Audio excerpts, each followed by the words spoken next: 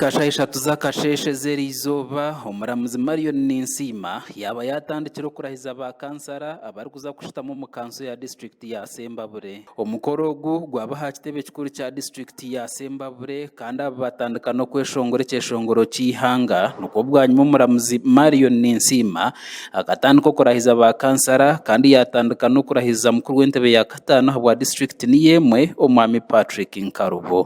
Patrick, swear in the name of the Almighty God that I shall faithfully exercise the functions of the district chairperson of Sembabule district and shall uphold, preserve and defend the constitution and observe the laws of Uganda, and that I shall promote the welfare of the people of Sembabule district.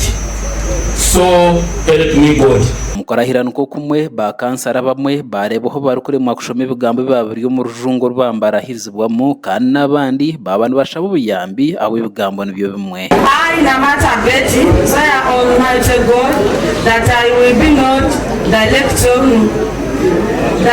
or indirect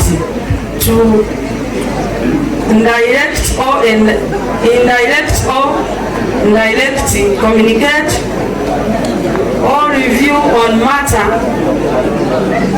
to any person who shall be brought under the Constitution, or I shall come to my knowledge in the discharge of my office duties, except as may be required discharge all my office duties, or as may be specifically permitted all my president. So help me God.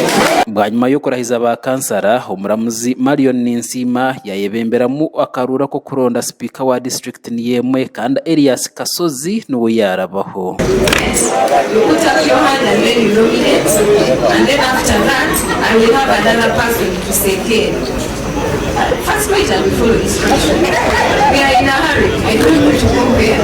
Bana tukumikiriza omuramuzi agamba ojja kubawo nomination na secondary. There is a person secondary. And then we have another person nominating another name if there is any, and another secondary. Like that.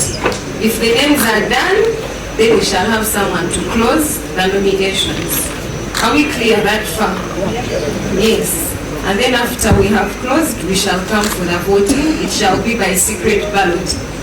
They are already prepared ballots here, duly signed by myself, so we shall not have vote staffing. Kasozi Muhammad bwanyuma yo kurahizibwa yahereza umugisha ba kansarazi kureba ngo batorana speaker kandi ahibiriza magondo hamwe na nobira roho Olivia Nakayiwa kuhebwa y'amazina gabo kugira ngo baterera karuru konka bwanyuma birizi yashaba speaker ngo banze bagambeho kandi ahibatikirizana we nuko kwerekura obira roho Olivia Nakayiwa abakozi wa district ni yemwe omwami Elia Magumba bashaba kansara bokoragana kano korra hamwe okuleta hentunguka. Entalo tezina kalungi na kamu kezireta. Entalo zote z'abali bannaffe mabega ne government. Entalo zonona sente zaffe za district. Naye kyembasaba nti tukwatagane ffenna tukole emirimu gya gavumenti. Kuba ffe nga batekinikulaasi namu ba kansala tukole emirimu gimu.